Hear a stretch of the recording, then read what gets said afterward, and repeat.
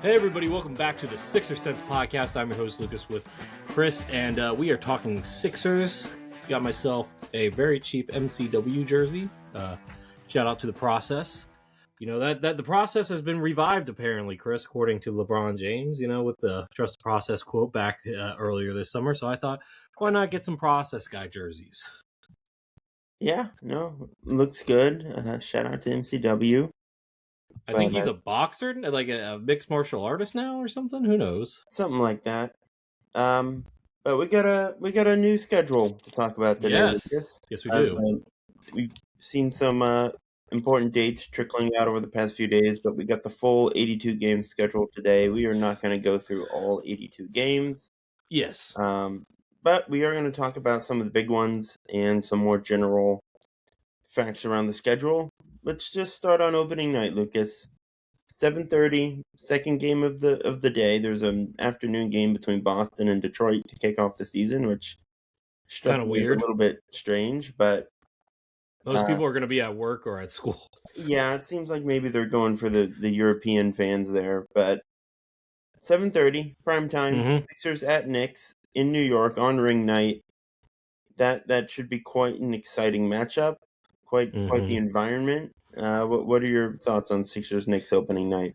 The league is not pulling any punches with the Sixers. I do want to note that I heard an interesting stat regarding LeBron James on opening nights. When LeBron has been the player on the road on opening nights, he has only won one out of he has a 1-8 record. So, not that that always dictates stuff, but it is something to note. Look, we're going to get the league's best punch off the bat because not only that, and like not to spoil it a little bit, but if anybody's looked at it, you know that our home opener, which is the next game, is going to be against Cleveland. So look, the league is not pulling any punches with us. I would love to see where our strength of schedule ranks. I know the Thunder have the easiest strength of schedule. I don't know where the Sixers rank as of now, but it would be interesting to see our strength of schedule. Yeah, it definitely, first glance, seems not to be the easiest schedule. I'm sure we'll get more data on that. Maybe we can talk about it next week. But yeah, Cleveland is the home opener 2 days later on October 22nd. That is obviously meaningful on multiple levels. Cleveland was in the conference finals last year, and it's, LeBron's former team, the team that a lot of folks thought LeBron would end up joining. So your dog agrees. I know, yeah, my dog agrees. But yeah, so two very compelling games right out of the gate. Cleveland, I think, has been dunked on a bit this summer for a very. They haven't done anything. That's it. They're still a very good team. They're going to have James Harden back. They're going to have Donovan, Evan Mobley, Jared Allen. That's still a very talented roster. They were in the conference finals. I know the East is a bit tougher this year, but that's like a legitimate contending team. So, two very good matchups out of the gate, Lucas. Oh, yeah, for sure. I do want to note that I'm not doing like full predictions right now, but if I had to make a prediction, I think the Sixers come out of that either 2-0 or 1-1. I don't think we drop both games, but we'll see for sure.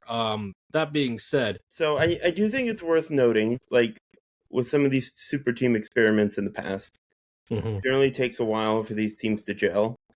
Sixers are going to be introducing a lot of new pieces.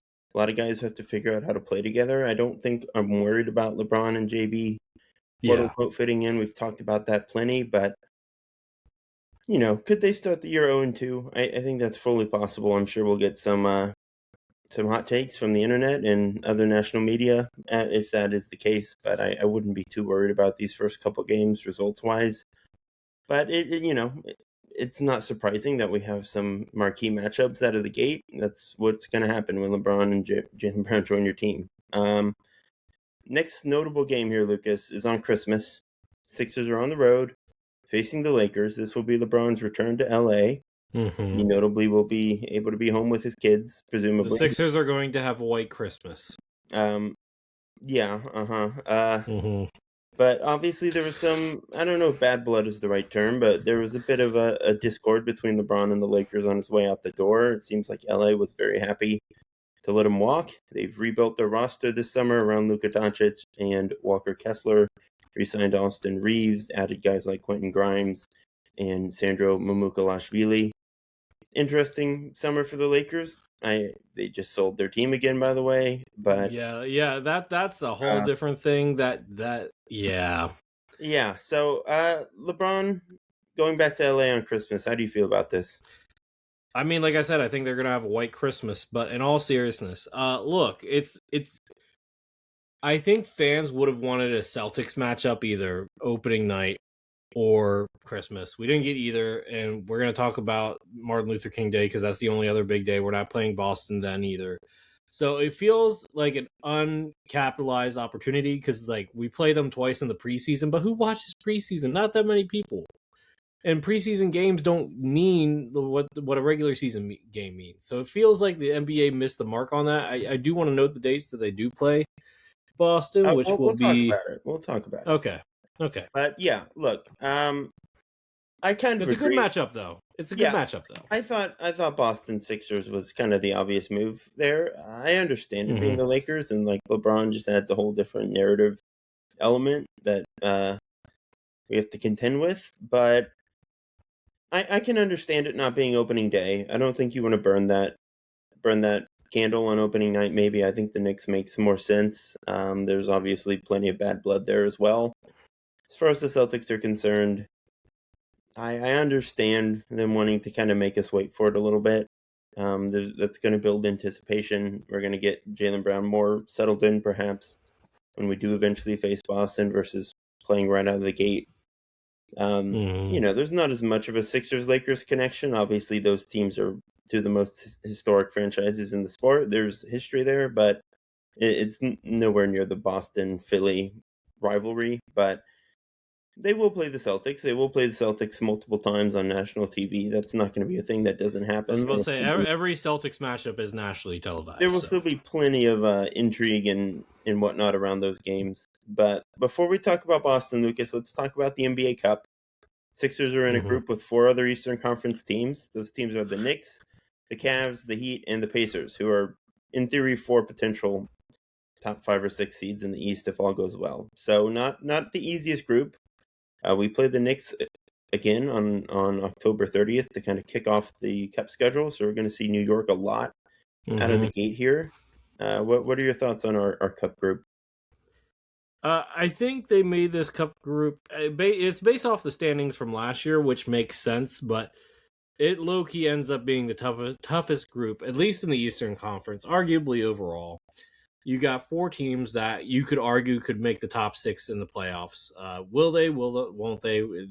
The Heat, I think we had outside the top 6, but there's a path for them to get there, right? So, really, this is going to be a gauntlet. This Cup is going to be a gauntlet, and I suspect whichever team comes out of it, they might be a little gassed afterwards. Yeah.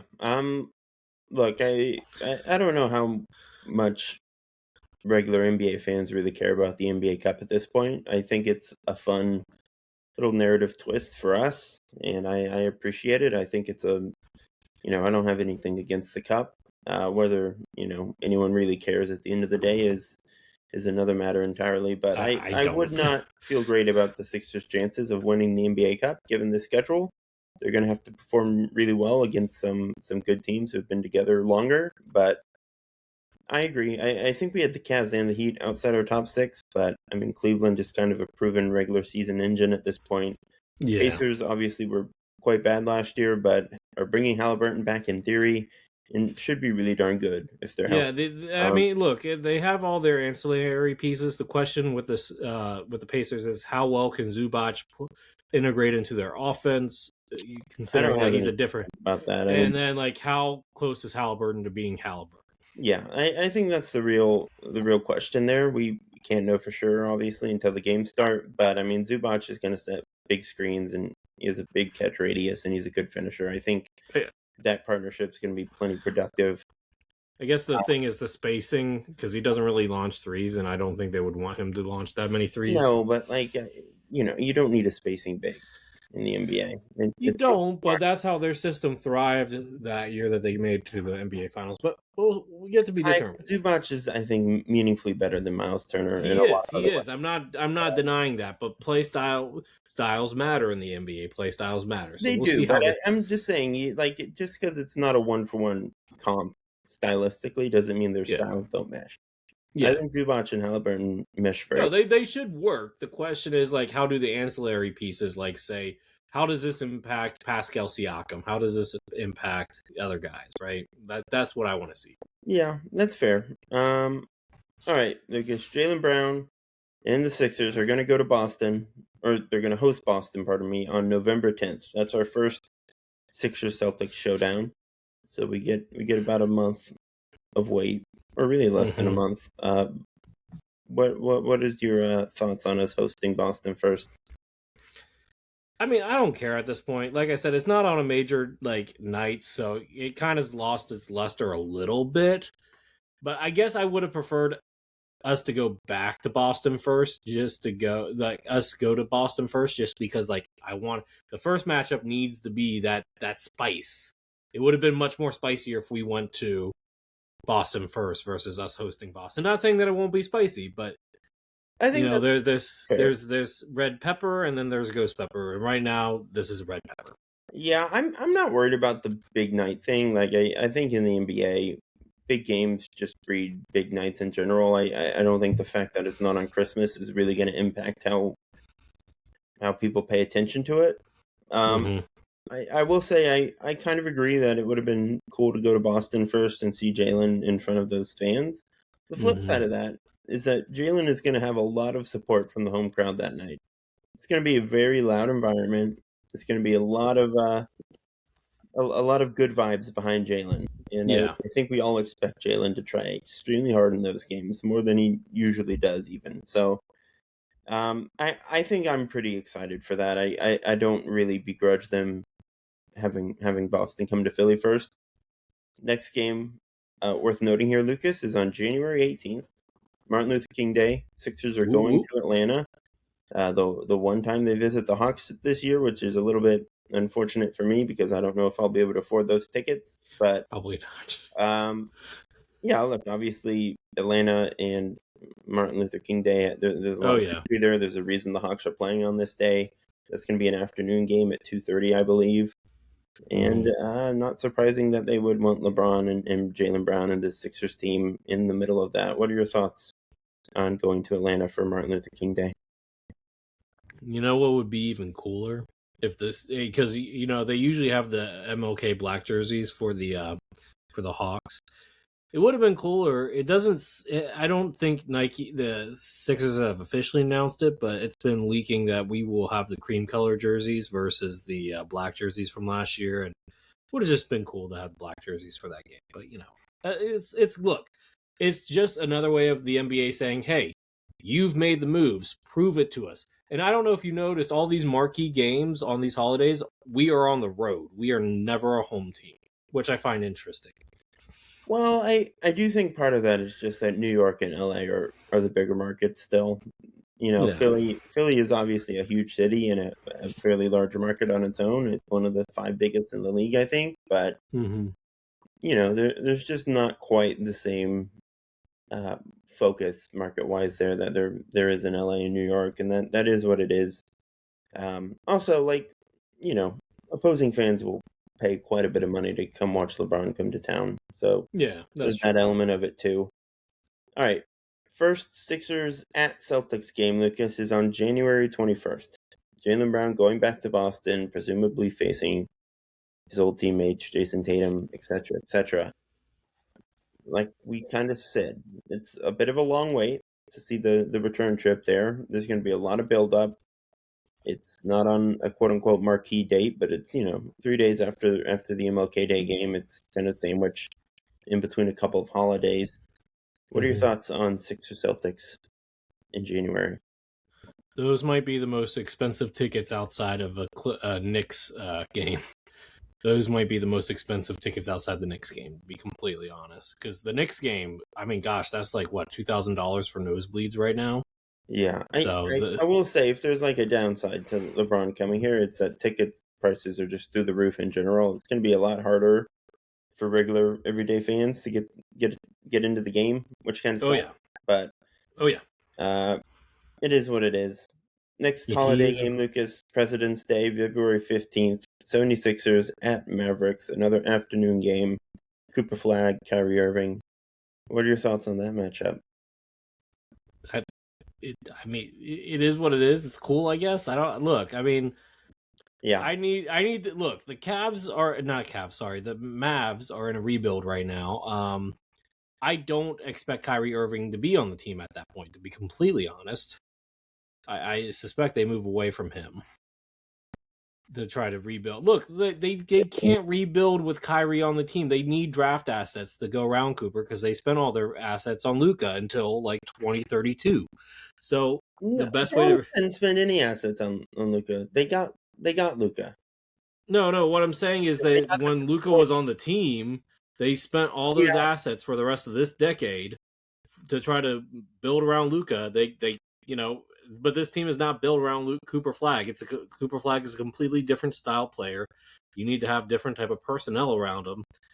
You can look the Mavs should be sellers around January, February. That's what they should do. They should be sellers. I don't know. I mean, look, there's obviously the changing lottery rules and how that impacts how teams are going to approach quote unquote tanking. Obviously, too, like Cooper Flag is already very good. He's going to be even better this year. I think that speeds up the timeline a bit. I don't think this is going to be a 5-year rebuild in It Dallas. might not, but you still need to get him a co-star, and Kyrie's too old to be that co-star. Sure, but like you can get off the contract in a couple years and move on that way. They have Derek Lively. They have good pieces. They've put together a pretty compelling roster.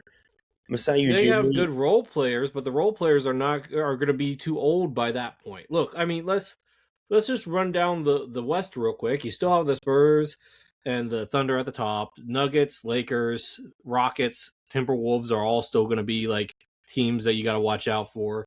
Playing Minnesota, Blazers, Suns all seem like locks. I don't think the Clippers are probably a lock at this point. Golden State probably seems like a playing team. So you're basically telling me that maybe one team, and then Utah feels like a likely playing team. So the That's Mavs are fair, out but on the like outside. the Mavs could very well be better than several of those teams. Maybe, Like but Portland I is mean, kind of a mess right now. Phoenix is nothing too special. Golden State's really old. Like Dallas being a playing team is not it's absolutely cool. possible, but like I said, I don't know, man. I feel like if I'm let's look at their role players though. Like not trying to get off the Sixers too much. Okay, so let's see here. Let's talk about some of these role players. Daniel Gafford 27. Okay, so maybe he fits the timeline, maybe not. Kyrie Irving's 34. You got Caleb Martin, who's still on the roster for, he's 30. Najee Marshall's 28, so maybe not for Najee, right? We're pushing it there. Klay Thompson's 36, PJ's 27. So like those guys, look, and they have some good young players too. I'm not denying it. They got Rishache and basically a steal. I mean, we believe he's a bust as a number one, but still probably a good role player, right? Marcus Sasser's nothing to sneeze at here. Derek Lively, right? Morez Johnson seems like an interesting young player. They're taking a flyer on Jet Howard, who was a lottery pick at one point, right? Sergio De La Reyes seems like an interesting young guy, right? Musa Sisi is a young, interesting big Yeah, man. look, Max Christie, Santana, this Aldama. is Look, good. Like you've only mentioned two old players, Lucas. Like all those guys oh, have pretty long windows left, and like you can try to build up these first few years and get into the playoffs, and then you can slowly turn the roster over. You don't have okay, but none of those young players that I talked about, it can be I don't think we neither one of us believe you're Morez right, Johnson is but going to like be a. you So have why free not take agency a in the risk and future. flip Kyrie and or Clay and Doing try to that get doesn't some. guarantee you a high pick, though, Lucas. Is what I'm. It doesn't, but it gives you more shots at the apple, as Sam Hinkie would used to say. It gives you more shots at the apple, right? Nobody's going to give you an unprotected first round pick in the next 3 years for Kyrie Irving. There's going to be like a top 10 cap on that. So Okay, still I think better you than. just try to be good the next couple years, and you can figure it out. Like you already have a stone cold 1A guy in Cooper Flag, and that gives you a real advantage over a lot of other teams. So I especially with Masai there, I don't foresee Dallas just like completely blowing it up anytime soon. I could be wrong, but I think the Mavericks will still be trying to win games in February, is my take on this. I mean, maybe they are. I just think that Clay, especially Clay, but Clay and Kyrie need to be off the roster. The rest of the guys you could talk yourself into, but Sure. Clay and Maybe. Kyrie. I think Kyrie is still going to be a pretty good player. I'm not saying that he's not going to be a good player, but he doesn't fit the timeline. I don't know. It will be interesting to see because you might be right. Maybe these new draft rules won't allow teams to take a risk on Kyrie. Who knows? Maybe we'll see. We'll talk about that later. Maybe. All right, Lucas. Just to wrap things up here, the Sixers have 34 national TV games, which is the maximum number allowed under the CBA. They're tied with the Knicks, Lakers, and Spurs for the most national TV games. Next up would be OKC with 30. It's going to be a little weird seeing the Sixers just on ESPN and NBC and ABC, etc. Prime so often. This team has given us quite the dramatic decade here. They've been hard to watch at times, very stressful. I know that my blood pressure probably spikes to unhealthy levels when the Sixers are on the TV normally. So it's just going to be amped up on national TV, and they're going to again be figuring out how to kind of almost makes your league pass subscription not worth it, huh? Well, no, I mean it's worth it to watch other teams, but you get I just get the Sixers package. I'm poor.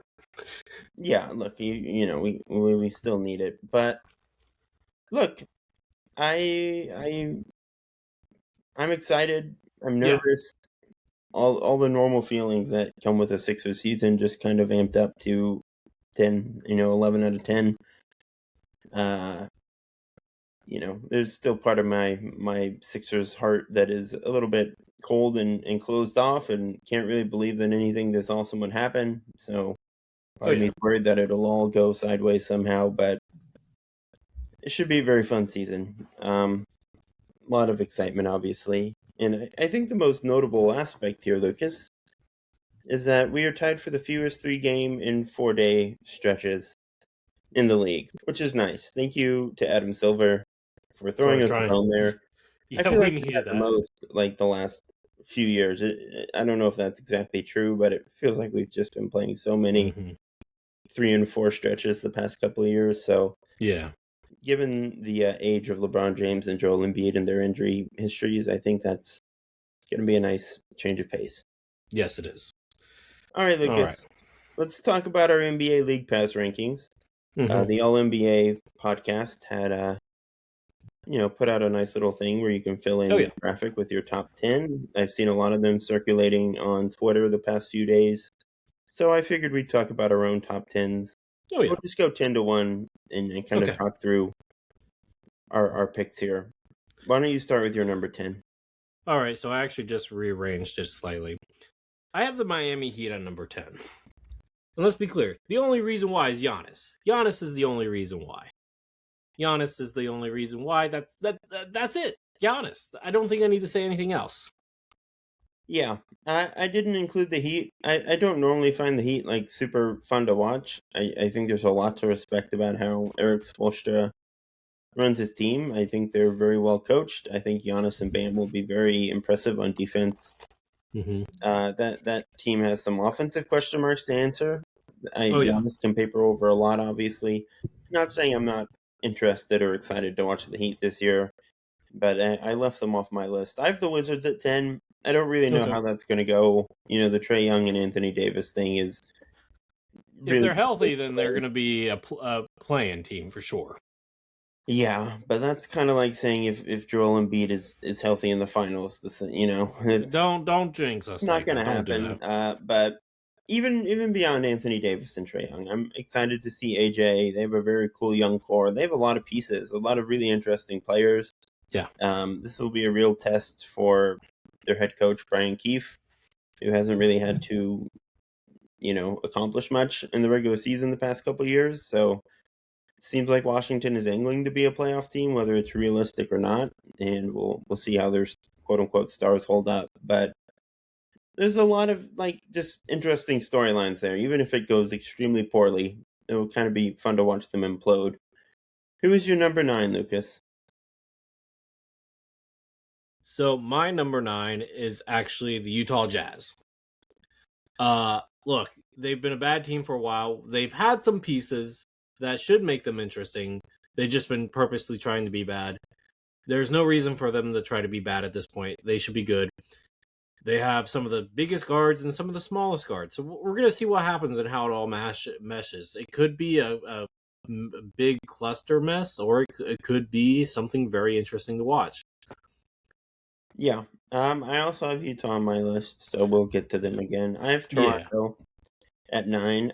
Yeah, that's fair. They almost made my list. Assuming that Kawhi's going to be there, seems like that's still going to happen. Probably. I don't know, man. I don't know. This new wrinkle makes it a lot more debatable. Well, the reporting is that Kawhi believes he'll be able to play there, and it seems like the most likely resolution is going to be some sort of agreement or settlement between the Clippers and the NBA that lets Kawhi leave. That could still change, but even without Kawhi, I mean, I think Toronto has a cool core. You know how much I love Colin Murray-Boyles, and I'm excited for what he does in year 2. Yeah. You know, Scotty, they have a lot of defenders. They're a fun team. All right. Who's your 8, Lucas? So my 8 is we're going to round back to the Wizards.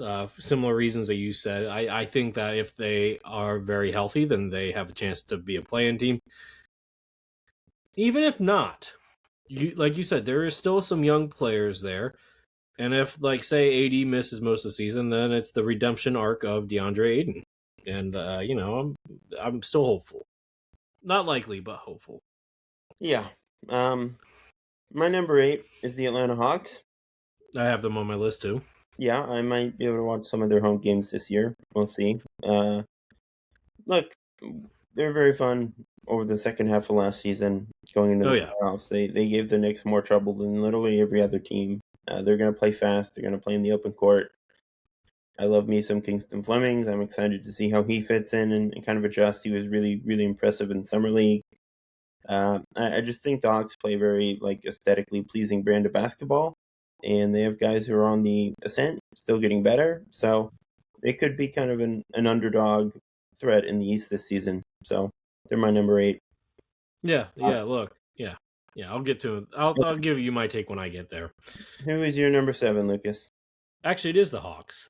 Okay. So yeah. Look, So all the reasons you said, I would have them as a strong contender if they had a better center than Onuaku. Not saying that he's bad. Kongu. I was thinking of college basketball. Onuaku, Syracuse Orange.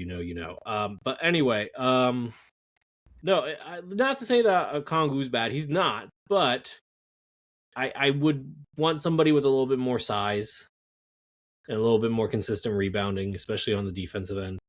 But I mean, they're still going to be an interesting team. Like you said, they gave the Knicks the most problems. They get a full year of CJ now.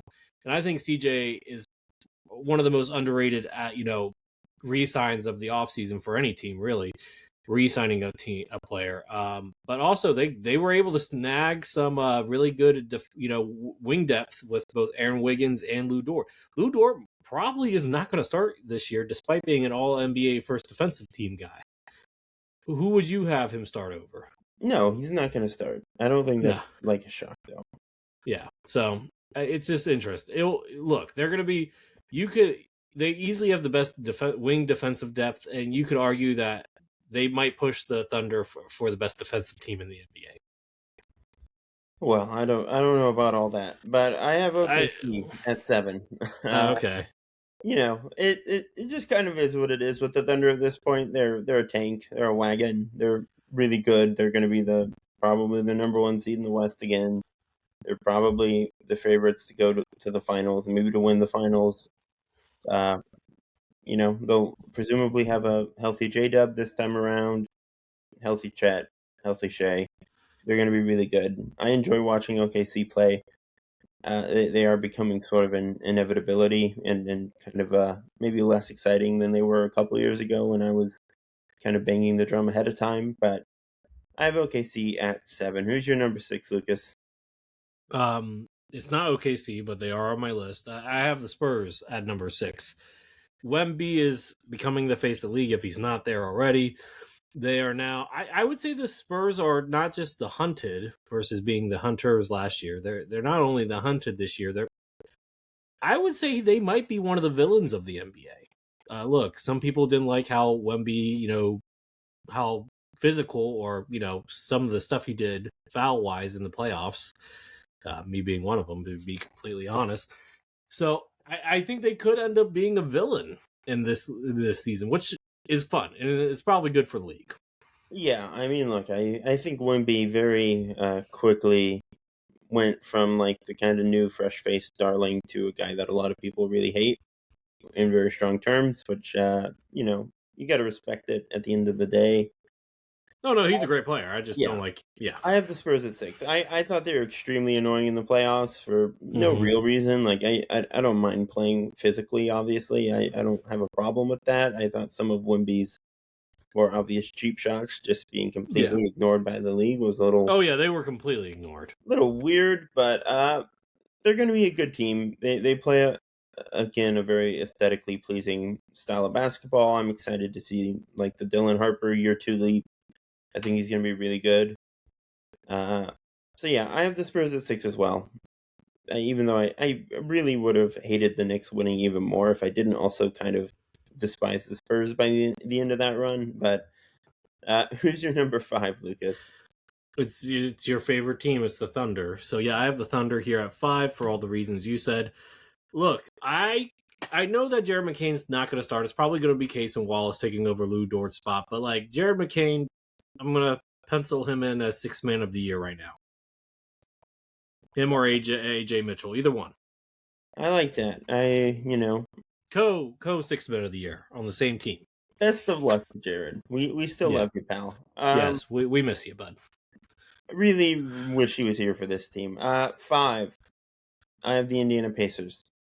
Again, assuming Halliburton is healthy, but he's one of the most fun players in the NBA to watch. He just makes guys so much better. He really loosens the gears on an offense. They just play such a free flowing and again, just they're fun to watch. I think the Zubac addition is going to be very beneficial. I think they're going to be a better defensive team this time around.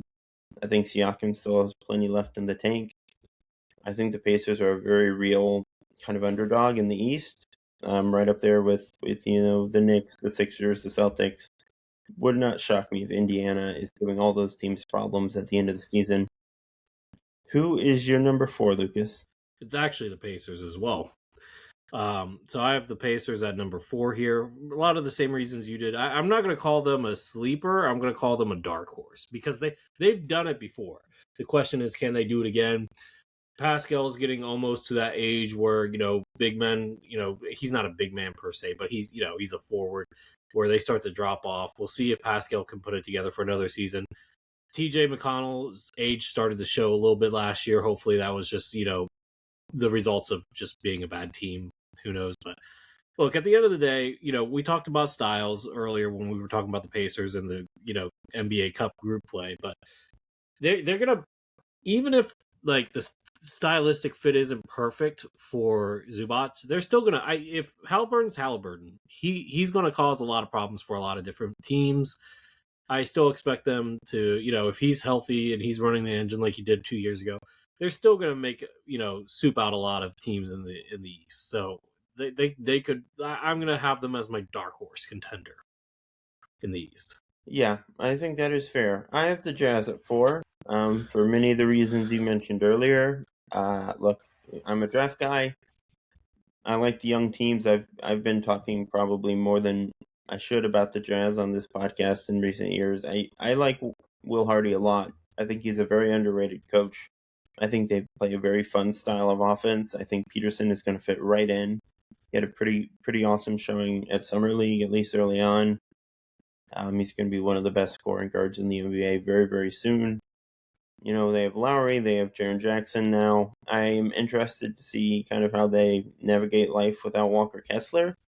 I would have had them much higher in my Yeah, if Kessler was there, they would probably be I could see them be a top 4 seed if they had Kessler. I don't know if that's as likely without him, but I mean, Nurkic is still a solid big. He can rebound and play make for you. Which, I mean, you missed the rim protection, but you still have Jaren Jackson Jr. to make up for that, so it should be okay.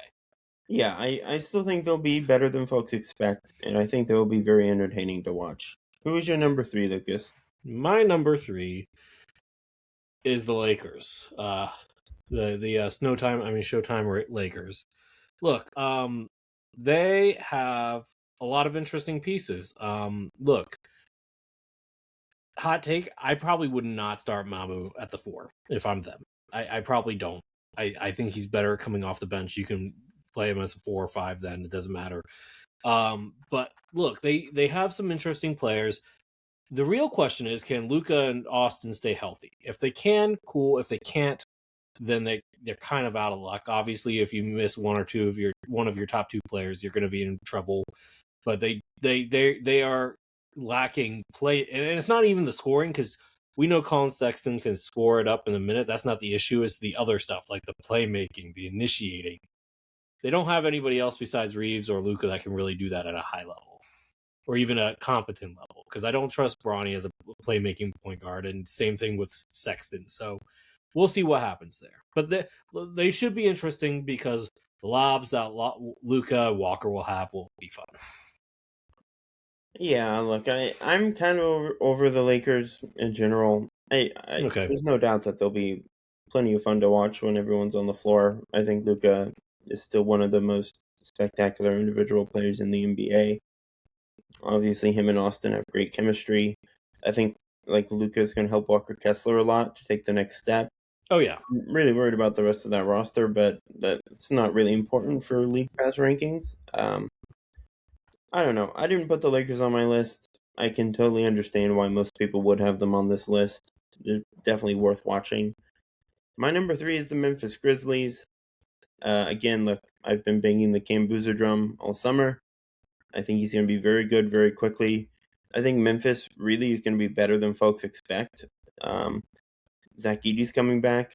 They have a lot of really, really good role players who are just not really mentioned in the national conversation because they play in Memphis. I'm not going to say they're a playoff team in the West, given just how stacked the field is, but I think Memphis is going to be very physical. They're going to really bully some teams. They're going to make life difficult. And I think they're going to give a lot of very good teams a lot more trouble than one might expect. So I have Memphis at 3. I'm going to be watching a lot of Grizzlies games. I'm just not sold on Memphis. They got some interesting young players, but I don't know if they have the primary facilitator that you need on the perimeter to really to make them interesting. I don't. Walter Clayton's cool. They're not going to keep D'Angelo Russell. He's going to get waived probably. I don't even know who the other point guards are, but that should tell you enough right there. So Cam Boozer's going to be fun. Zach Edey should be fun. They got some other young wings that should be good role player right wings. I'm just they're missing that engine on the perimeter that can orchestrate everything. Well, I think Cam Boozer's going to do a lot of orchestrating. That's not his best thing. You don't want him doing that. Ty Jerome, who are their best point guards. Ty Jerome missed all but 18 games last year. He was also almost 6th man of the year before, and was averaging 20 a game when he came back. Mm-hmm. He's a good player. Cam Spencer's really fun. They have some real depth. They have Isaiah Stewart, who's always kind of a fun wild card. I think they're a legit team. That's all I'll say about the Grizzlies. Okay. 2, Lucas. Who's your 2?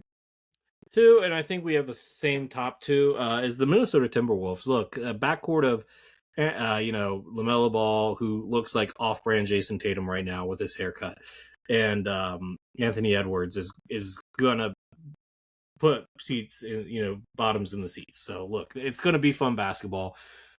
I'm still concerned for their front court depth, but it's gonna be fun basketball.